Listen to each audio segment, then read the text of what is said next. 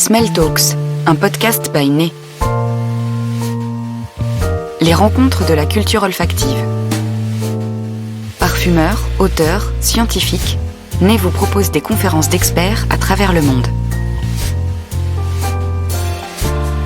Aujourd'hui, quand les nez des chercheurs se rencontrent. Une conférence autour de l'archéologie olfactive, de l'intelligence artificielle et du parfum des roses, avec Xavier Fernandez, professeur et directeur adjoint du groupement de recherche O3, Odorant, Odeur, Olfaction. Une conférence présentée par Sarah Boisse. Bonjour à tous.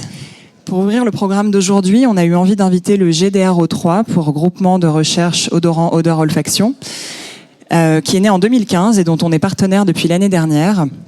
C'est un partenariat qui implique qu'on est en contact régulier avec les 200 chercheurs français réunis par ce groupement de recherche, qui représente des disciplines scientifiques très variées et qui nous permet de faire remonter assez régulièrement les actualités de la recherche académique par le biais d'articles notamment qui sont publiés sur le site de Nez. Ça nous permet aussi d'avoir un point de contact privilégié avec cette communauté de chercheurs et de pouvoir, par exemple, trouver un neuroscientifique capable de répondre à des questions qu'on peut avoir. Voilà. Donc aujourd'hui, pour nous présenter ce groupement de recherche et quelques-uns de ses travaux les plus récents, on a invité Xavier Fernandez. Vous êtes directeur adjoint du GDR O3, professeur de chimie à l'Université Côte d'Azur. Et c'est à vous. Très bien, merci beaucoup Sarah. Je vais me lever quand même pour rendre ça un petit peu plus dynamique. Voilà, merci. Ravi de vous retrouver dans ce lieu un petit peu unique. Alors, je vous cache pas que j'ai quand même deux difficultés ce matin que je vais essayer de relever. La première, c'est vrai que c'est un public dont on n'a pas l'habitude, très hétérogène en termes de connaissances initiales sur ces sujets, experts par contre très souvent des odeurs. Donc voilà, c'est un peu le public casse-gueule pour moi. Je vais essayer de relever le défi. Et puis le deuxième, qui est vraiment le plus compliqué, je vais parler de ce GDR, cet objet, pour un petit peu vous expliquer comment les chercheurs académiques travaillent ensemble et comment on arrive à se fédérer. Bon, ce n'est pas très très compliqué. Par contre, je vais être amené à devoir présenter des travaux de recherche qui ne sont pas les miens. Et des fois dans des disciplines un petit peu lointaines, donc je vous demanderai un petit peu d'indulgence si je manque parfois peut-être de précision, mais j'essaierai de relever le défi et de faire honneur aux collègues qui m'ont transmis si gentiment leur diapo. Juste quelques mots d'explication, parce que je suis presque certain que peu d'entre vous connaissent la structuration de la recherche académique. Même nous, on s'y perd. Et elle présente quand même un certain nombre d'inconvénients quand on veut travailler dans du thématique. Aujourd'hui, dans beaucoup de pays, les activités de recherche sont très disciplinaires et très tubulaires. Donc il y a des départements, il y a des instituts, et donc les chimistes sont avec les chimistes, les biologistes avec les biologistes, les historiens, alors qui sont tellement différents de nous, on les met très souvent sur d'autres campus, donc on les rencontre encore moins souvent. Et donc ce côté tubulaire, il peut avoir du sens d'un point de vue pédagogique, il peut avoir du sens d'un point de vue outil. Par contre, il en a nettement moins d'un point de vue thématique et activité. Et c'est vrai que moi, en tant que chimiste spécialiste des odeurs, j'ai beaucoup moins d'interactions avec des gens qui font des polymères qu'avec des historiens avec qui j'échange très souvent. Donc c'est une vraie difficulté, cette organisation un petit peu disciplinaire. Et pour y répondre, parce que forcément, quand on identifie une difficulté, on essaie quand même de trouver des solutions. Et pour y répondre, le CNRS a été à l'origine d'une structuration qui est appelée GDR, Groupement de recherche, qui vise à réunir tous les acteurs de la recherche, et pas uniquement ceux du CNRS, bien évidemment, qui s'intéressent à un domaine thématique. Et donc, rapidement, il y a déjà quelques années, a été initiée l'idée de regrouper tous les acteurs de l'olfaction au sens très large. Vous voyez, O3, vraiment, je dirais de la molécule jusqu'au produit fini et en allant avec toutes les sciences humaines qui vont autour. Donc, a a été demandé. Alors à l'époque, l'université de Nice, qui a des activités très soutenues dans ce sujet-là, en proximité avec le bassin grassois, de porter ce GDR et de réunir toute la communauté des chercheurs français autour de cette structure, alors qui est extrêmement agile. C'est pas un objet très très compliqué. C'est une structure qui permet à tout le monde au moins de se rencontrer, d'échanger et d'avoir un point d'accroche, et qui nous permet aussi de collaborer avec d'autres acteurs qui sont un petit peu loin de nous. Alors bien évidemment, comme tout, on pourrait dire que c'est très proche d'un modèle associatif, comme toute association de personnes. S'il n'y a pas un noyau dur qui fait vivre, ça vit difficilement. Donc ce GDR est porté par ma collègue Nathalie Manderon, qui est donc plutôt neurobiologiste à Lyon, et puis moi je m'occupe de la partie chimie. Et puis on a tout un bureau qui représente la grande richesse des activités de recherche et la variabilité et la variance des thématiques qu'on retrouve dans le GDR, donc qui sont présentées ici, et donc qui font vivre ce GDR. Et aujourd'hui, je n'en suis que le porte-parole. Alors, ça a été évoqué tout à l'heure dans la présentation de Sarah. C'est vrai que c'est très très large. Si on regarde un petit peu la dimension, odorant, odeur, olfaction, et toutes les disciplines scientifiques qu'on peut retrouver autour, tous les travaux de recherche qui sont menés, il y a vraiment beaucoup de choses. Et encore, c'est certainement pas exhaustif, mais en tout cas pour les plus importants, de la philosophie, de l'anthropologie, du numérique. Et là, on sait très bien que ça commence à prendre une ampleur gigantesque aujourd'hui dans les travaux, et en particulier avec le développement de l'intelligence artificielle, le marketing, la chimie, la physique, bien sûr l'histoire et notre patrimoine, la physiologie, les neurosciences, la biologie. Donc vous voyez beaucoup de disciplines qu'on a regroupées, nous, en 6 axes thématiques pour un petit peu s'organiser, puisque les activités peuvent être un petit peu différents et les besoins sont un petit peu différents. Donc vous voyez, ils sont présentés à l'écran ici, tout ce qui va être autour de la physiologie, pourquoi ces odorants et à quoi ils servent. Et donc là, c'est beaucoup de travaux sur la communication plante-plante, plante-insecte, organismes vivants entre eux. La thématique qui a pris beaucoup d'ampleur ces dernières années, je ne vais pas vous faire le dessin pour savoir pourquoi, odeur et santé.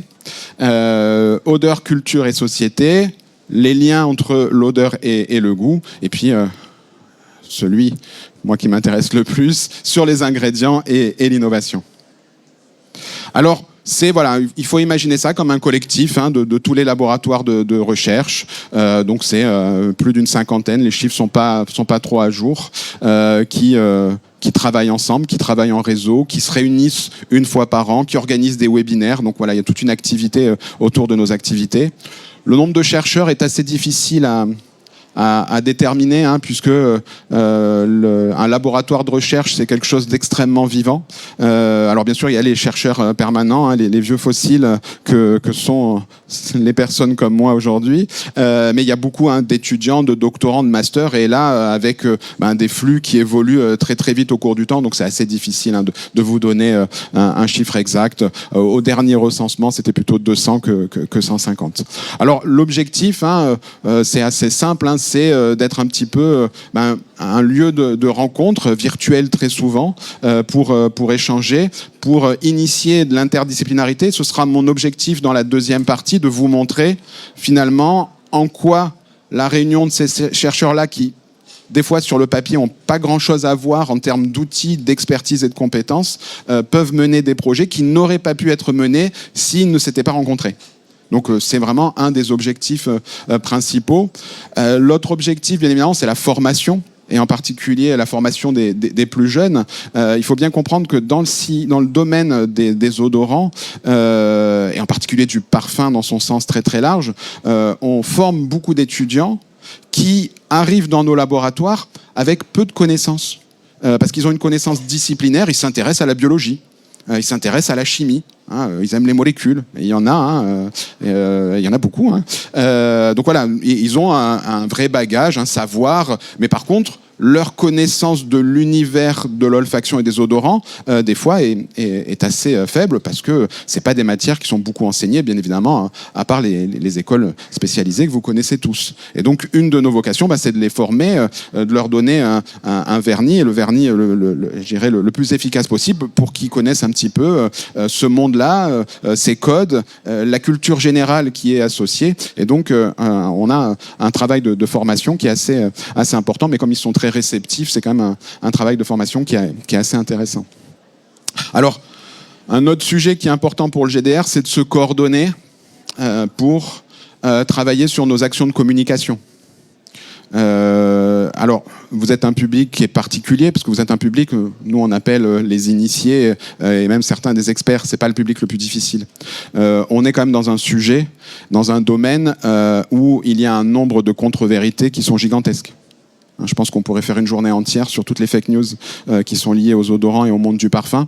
Et ça ne fait qu'augmenter au fil du temps. On aime bien se faire peur également. Et donc voilà, il y a beaucoup de contre-vérités et ça fait partie, nous, aussi de nos activités, de se coordonner et d'envoyer le meilleur interlocuteur pour répondre à des questions données et essayer d'apporter, dans certains cas, un peu de bon sens sur des sujets qui sont parfois un petit peu polémiques.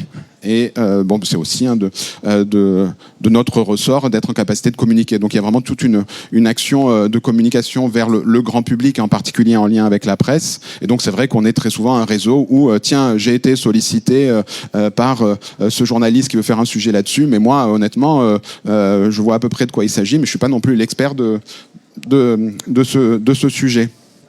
Et donc, le fait d'être fédéré en réseau, tout de suite, on peut trouver le collègue qui, lui, a une vraie expérience, une vraie expertise, et peut être en capacité de répondre vraiment de façon légitime à la question du média en question. Et puis, on est aussi en quelque sorte, alors je ne vais pas parler de guichet unique parce que c'est une image un peu désuète, mais l'interlocuteur du monde socio-économique avec un certain nombre d'acteurs qui veulent avoir une entrée dans un labo, mais qui ne connaissent pas forcément le domaine disciplinaire et donc qui contactent. On a un site web, vous aurez le lien tout à l'heure, et donc qui contactent le GDR en disant moi je suis intéressé, mais je cherche une expertise là-dessus que je ne trouve pas, qui vous avez dans votre réseau, et tout de suite on peut faire la mise en réseau, c'est assez facile. Alors, cette fédération, elle s'est montrée, il n'y a pas si peu, très utile. Le sens, toutes nos conférences, vous savez qu'on a dû complètement les réécrire, qui nécessite un travail supplémentaire parce que très souvent on racontait que le sens de l'olfaction il était mal perçu, c'était le moins bien connu, tout le monde pensait que ça servait pas à grand chose, et puis est arrivé un épisode qui nous a tous plus ou moins traumatisés, les Parisiens beaucoup plus que d'autres, en étant bloqués dans leurs petits appartements. C'est la Covid et ce problème d'anosmie qu'un certain nombre ont connu, et c'est vrai que quand le Covid et ces problèmes d'anosmie ont démarré, le fait d'être fédéré a permis tout de suite à notre communauté de se mobiliser et de travailler beaucoup plus vite que d'autres. Et ça passe un peu inaperçu, mais Denis Pierron a animé toute une communauté qui s'est intéressée à ces sujets-là et qui très rapidement a publié un premier papier dans Nature, qui est quand même une des références de la littérature scientifique pour expliquer un certain nombre de choses, parce que l'étude a pu être lancée très vite parce que tout le monde était déjà en réseau. Et donc ça a permis d'aller plus vite et de mettre la France parmi les pionniers dans ces recherches, d'une part sur ce phénomène de l'anosmie et d'autre part comment on pouvait le réduire et qu'est-ce qu'on pouvait lancer comme activité pour retrouver l'olfaction. Donc on devient et on est devenu au fil du temps comme ça un représentant de la communauté académique en sciences des odorants, avec des relations avec les pôles de compétitivité, bien évidemment le CNRS, la presse, un certain nombre comme ça d'interventions grand public sur différents types de médias. On a cofinancé aussi un certain nombre de podcasts sur des sujets particuliers, et tout ça est permis grâce au GDR. Alors, il y en a encore beaucoup de choses à faire, bien évidemment, ça ne fait pas partie de nos missions principales. Je vous rappelle que le GDR, c'est avant tout des chercheurs ou des enseignants-chercheurs, donc on a nos activités dans nos laboratoires et dans nos amphis. Mais au fil du temps, est apparu un certain nombre d'enjeux qui évoluent de caractère très dynamique. L'importance de ces problèmes liés à l'anosmie a décuplé, a créé de nouveaux projets de recherche. Actuellement, le mythe de l'intelligence artificielle et qu'est-ce que ça va amener, qu'est-ce qu'on va pouvoir faire, c'est de nouveaux sujets qu'on n'avait pas il y a 5-6 ans. Donc vous voyez que les nouveaux défis sont là, il faut s'y adapter et organiser des réunions pour se préparer, pour monter des projets et répondre à ces enjeux de demain. Ils sont très nombreux et j'en présenterai un certain nombre. Alors, pour vous donner quelques idées de projets, pour mettre du concret là-dessus, en gros, en quoi le fait de se fédérer, de travailler de façon interdisciplinaire, ça permet de répondre à des questions auxquelles on ne répondrait pas tout seul. J'ai pris, en sollicitant mes collègues et ceux qui m'ont répondu le plus rapidement, quelques exemples de projets qui ont été initiés grâce au GDR et qui sont portés par des équipes du GDR. Alors bien sûr, il y a beaucoup de projets qui sont liés à la neurobiologie et aux compréhensions d'un certain nombre de phénomènes. Donc si on parle d'exemples sur la valeur hédonique de l'odeur, vous connaissez tous l'odeur, vous avez senti plein de choses au-dessus. On est capable d'identifier une odeur, de la décrire. L'intensité est une autre variable importante. Mais parmi ces valeurs, la valeur hédonique, le plaisir qui est associé à la perception d'une odeur est quelque chose d'assez complexe, on le sait, puisqu'il y a beaucoup de choses qui sont intégrées, en particulier des aspects culturels et des aspects formation au cours du temps. Donc c'est un vrai sujet. Comment on relie ça à des molécules? Est-ce qu'on peut être capable de le mesurer de façon objective? Ça c'est des travaux qui sont menés dans le cadre du GDR. Alors, déjà un petit peu ancien, mais là encore, faut être. Des fois, il faut savoir un petit peu avoir des petits moments de triomphe. En tout cas, c'est pas les miens, donc là, je peux les avoir. Mais c'est vrai que les équipes françaises sont pas mal à la pointe dans les mécanismes de perception de l'olfaction. Il y a eu un élément fondateur qui a été le prix Nobel d'Axel and Buck, qui a été les premiers un petit peu à identifier ces récepteurs de l'olfaction et la complexité des mécanismes de l'olfaction. Et beaucoup d'équipes françaises sont à la pointe dans la compréhension de ces phénomènes extrêmement complexes. Comment, à partir d'un messager chimique, on peut avoir ces perceptions et surtout comment on est en capacité de percevoir un paquet d'odeurs, plusieurs milliards d'odeurs différentes selon les derniers travaux. Donc c'est quelque chose qui est important. Alors qui mêle, il y a de la chimie parce que c'est un sens chimique l'olfaction, donc avec des compréhensions sur les molécules et tout ce qui se passe dans ce cheminement ensuite biologique et neurobiologique, mais également d'un point de vue d'imagerie cérébrale, quelles sont les zones du cerveau qui sont liées au plaisir, qui sont liées au dégoût, qui sont liées à d'autres perceptions. Aujourd'hui, tout ça est bien connu dans le bulbe olfactif, dans le tubercule olfactif. Donc beaucoup de travaux également d'imagerie sont menés depuis de nombreuses années. Et donc là, il y a une équipe qui a été menée donc par Nathalie Mandéron, mais également avec des collègues de Saint-Étienne qui sont des biologistes moléculaires spécialistes de la rose et du métabolisme des roses pour comprendre un petit peu pourquoi et comment les odorants sont formés dans les roses. Alors c'est une équipe, alors je peux vous encourager à lire leurs articles. D'ailleurs, un article avait été publié dans Nez sur le sujet, parce qu'ils s'intéressent à un sujet qui est assez fascinant, c'est comment nous, en voulant dompter la rose pour qu'elle soit jolie, remontante et qu'elle fasse des belles fleurs qui tiennent longtemps, on a perdu le caractère odorant au cours des croisements. C'est vrai que si on regarde une rose à parfum, en particulier la rose de mai pour nous, elle a une puissance olfactive et une richesse olfactive qui est assez dingue. Par contre, il faut avouer que c'est pas la plus belle et elle a une tenue qui est très très faible. Elle s'ouvre et tout tombe. Et donc ce caractère odorant a été perdu au fil des croisements et donc il s'intéresse un petit peu à comment on peut expliquer ça d'un point de vue génétique au cours du temps.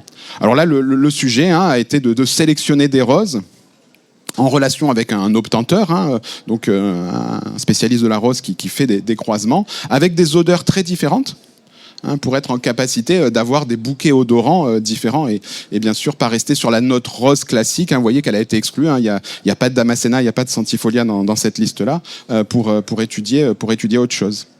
Et puis marier l'analyse chimique, prélever les odeurs de ces roses, les caractériser et avoir les bouquets olfactifs de chacune de ces roses, et en même temps les sentir, donc faire de l'analyse sensorielle, mais également des mesures de descripteurs, des mesures de comportementaux, neurobiologiques, pour voir un petit peu qu'est-ce qu'elles généraient comme perception lorsqu'elles étaient évaluées.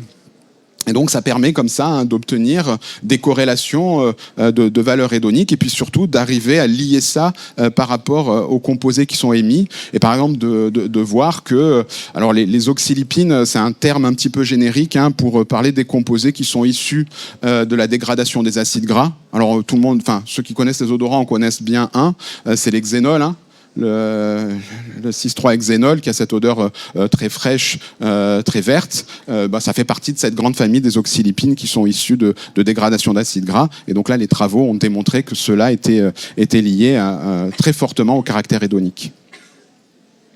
Alors, vous voyez qu'on peut faire des choses très très différentes. Un autre exemple, avec l'apport du numérique. Alors c'est vrai que ce terme intelligence artificielle, il est malheureusement un peu fourre-tout, il y a plein de choses dedans, et il est plus parlant auprès du grand public. Mais c'est vrai que c'est une révolution, et la façon dont on a de travailler, et la façon dont on peut être soutenu et avoir des résultats, les choses sont en train de changer de façon vraiment extrêmement importante. Alors, avec une dimension, je pense qu'on évoquera dans les questions parfumerie, qui est particulière parce que c'est loin d'être simple. L'IA, il y a un certain nombre de contraintes qui sont associées. Et je pense qu'on en parlera après. Enfin, j'espère qu'on en parlera après.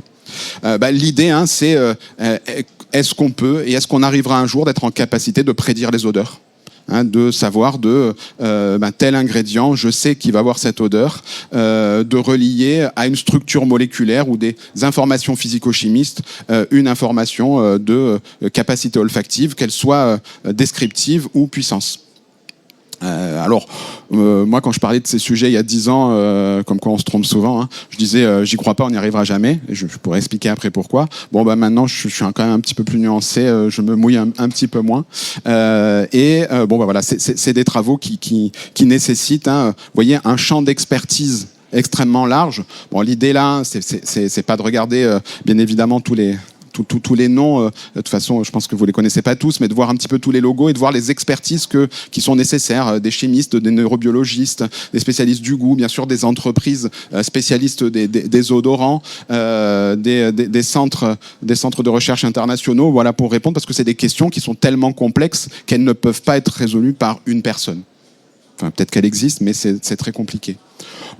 Le travail est finalement un petit peu, est pas très compliqué sur le papier, est très compliqué après dans les résultats. Aujourd'hui, on est en capacité de décrire la structure d'une molécule à travers un certain nombre de descripteurs qui permettent de donner une sorte de carte d'identité. Et l'intelligence artificielle, elle est capable d'apprendre l'odeur de ce descripteur. Donc on numérise la molécule, on a une matrice avec des informations olfactives, et puis cette intelligence, elle va mouliner ça, elle va apprendre, et dans l'idée d'arriver à prédire. Donc vous voyez, un travail qui est fortement lié à tous ces travaux qui ont été faits sur les mécanismes de l'olfaction pour mieux les connaître, et puis le numérique qui vient avec. Et donc là, les dernières réalisations de nos équipes, vous voyez, plus de 7500 odorants qui ont été rentrés, numérisés dans cette base de données, alors qui est en open access, je crois que je la mets quelque part, vous voyez, il y a un communiqué de presse, mais après la base de données aujourd'hui elle est disponible, donc voilà, il y a un code, donc aujourd'hui il y a plus de 6000 odeurs, et puis ça permet d'arriver à commencer à faire du prédictif. C'est une première étape. On en est encore loin. Hier, il y avait un congrès et on en a discuté. Il y a quand même la difficulté de l'accord, c'est-à-dire l'association de deux molécules ou plusieurs molécules qui génèrent une odeur particulière. Il y a la complexité des naturels. Comment on numérise un naturel qui est un mélange de plusieurs dizaines, centaines, aujourd'hui, on le sait, milliers de composés. Vous savez que les outils analytiques progressent. En gros, on a des loupes de plus en plus grosses. Et il y a 20 ans, on prenait une huile essentielle de rose, on identifiait 100 composés. Aujourd'hui, on a une loupe plus grosse, on en identifie 10 000. Comment on fait pour intégrer ça ? Bon, vous voyez qu'on n'y est pas encore. Mais des progrès qui vont à une vitesse assez dingue. Alors, toujours en lien avec notre société, et ou peut-être un petit peu plus lointain pour vous, et pourtant des questions qui sont fondamentales. Comment, en connaissant mieux les odeurs, on peut apporter, nous, des solutions sur des problèmes de santé publique qui sont liés aux produits phytosanitaires. Bon, ça, vous connaissez tous le problème. Il y a une multitude de produits phytosanitaires aujourd'hui qui sont d'origine synthétique. Je ne vais pas rentrer dans le débat synthétique, naturel, qu'on pose fréquemment à un chimiste. Mais ces molécules sont souvent artificielles, avec un devenir dans leur biodégradabilité qui pose problème. Et de toute façon, un produit phytosanitaire joue sur des organismes vivants, donc a un certain nombre de problématiques. Ça, c'est un fait. Par contre, ce qu'on sait, c'est que depuis les débuts de son existence, la nature a appris à se protéger. Les organismes ont été en capacité de se protéger d'agressions extérieures, de communiquer entre eux, et en particulier voilà, de se protéger des ravageurs. Et un certain nombre de ces outils de protection sont odorants. Il y a un certain nombre de plantes qui sont en capacité d'attirer le ravageur de son ravageur. Certaines plantes, je trouve ça assez fou, elles sont attaquées par des pucerons, elles sont en capacité d'envoyer un messager chimique pour dire aux coccinelles, le repas est servi, viens chez moi, mais ça va en plus m'aider. Alors c'est sûr que de mieux comprendre ces messagers, ça peut permettre alors soit de faire des attractifs, soit de faire des leurres. C'est sûr que si on sait qu'un ravageur est attiré parce qu'à un certain moment de son stade végétatif, la plante va émettre ce bouquet odorant pour attirer son insecte pollinisateur, et donc il y a d'autres acteurs, cette fois qui sont plutôt des nuisibles qui viennent, si ce messager-là, on peut le mettre un petit peu ailleurs pour en faire un piège, c'est beaucoup plus facile. Donc ces travaux sont vraiment très liés aux odorants et vous voyez qu'on est très loin de l'univers du parfum. Bon, au final, il s'avère que beaucoup de plantes métabolisent des composés odorants pour se protéger. En gros, elles se font leurs propres pesticides, donc nos parfums sont en particulier faits de pesticides naturels. Je ferme la parenthèse. Et donc l'idée, toujours de façon, vous voyez, donc là, bien sûr, avec des spécialistes moléculaires, des spécialistes de biologie, mais également des entomologistes et des spécialistes des insectes. L'idée, c'est de faire des mesures, d'identifier quels sont les odorants qui attirent les insectes. Aujourd'hui, on a la capacité de mesurer la réponse à un odorant, qu'un insecte va avoir un odorant, de le mettre, de le piéger, de lui envoyer l'odorant dessus et de voir si ça crée une réaction, s'il est attiré, s'il est repoussé. On a des tests en tunnel, on a des tests d'électro-anténographie, c'est-à-dire qu'on peut être capable de mettre des petits capteurs pour voir si l'insecte mesure quelque chose, des trucs qui sont assez dingues. Et donc là encore, l'intelligence artificielle aide pour identifier dans toutes ces informations quels sont les composés qui présentent un intérêt, et ça permet de développer de nouveaux, soit répulsifs, soit de nouveaux attractants.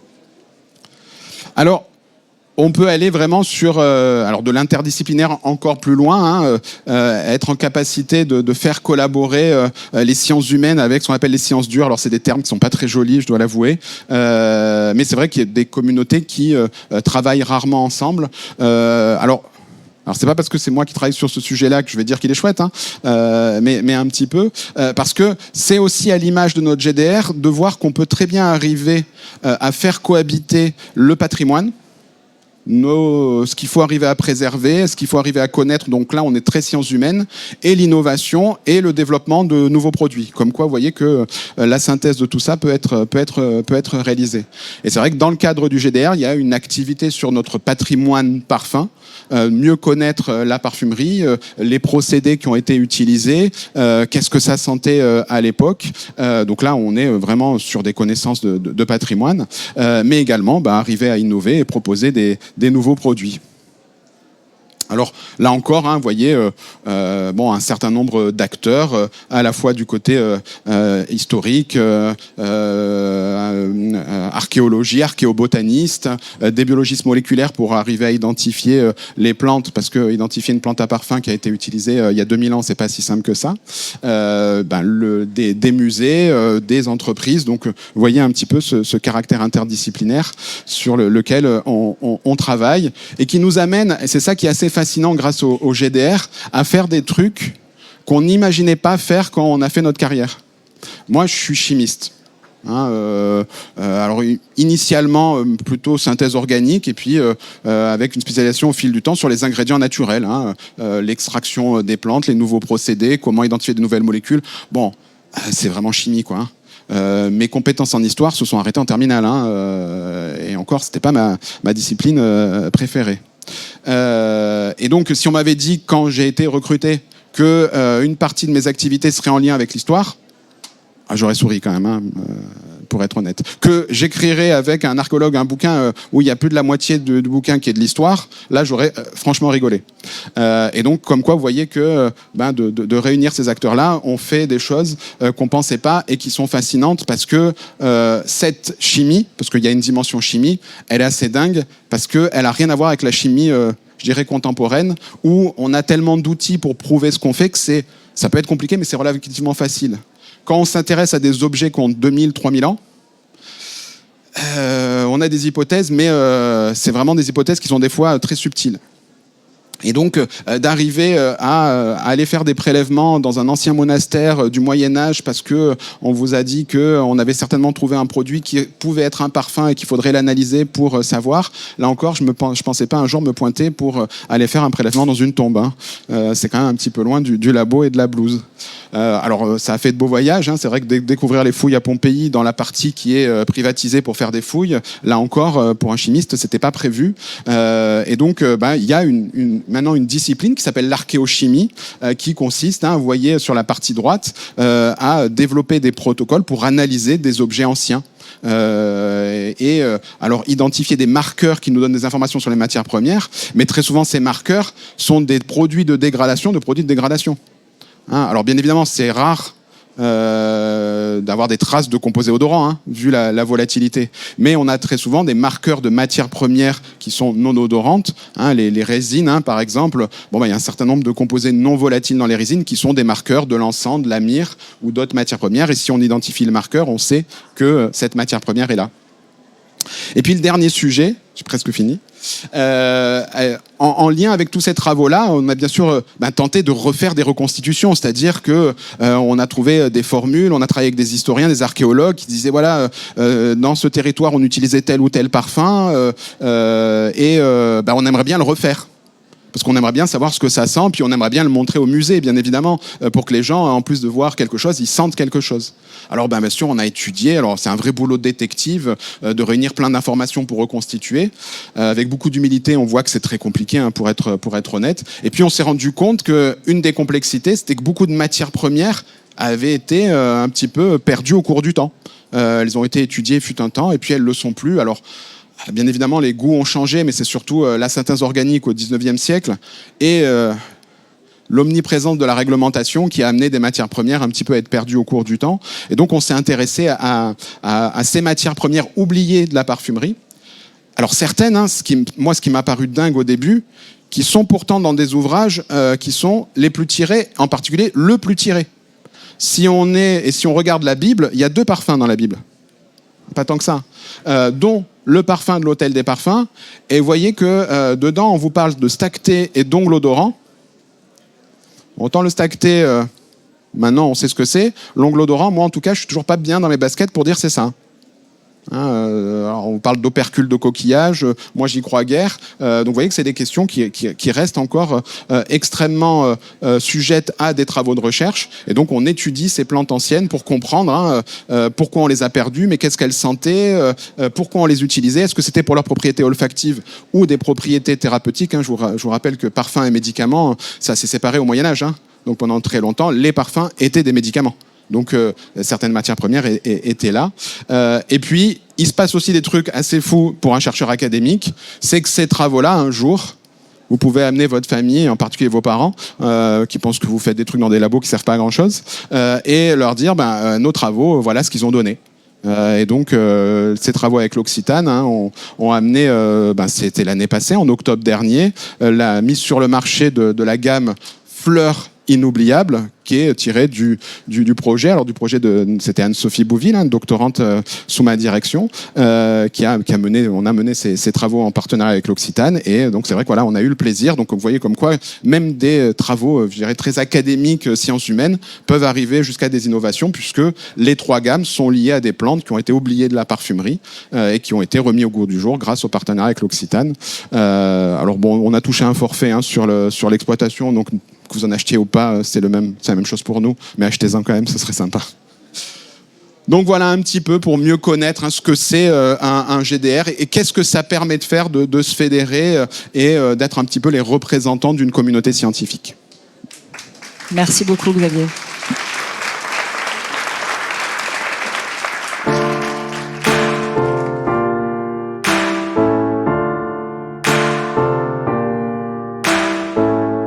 Retrouvez cette émission sur podcast.bainet.com et sur les plateformes habituelles.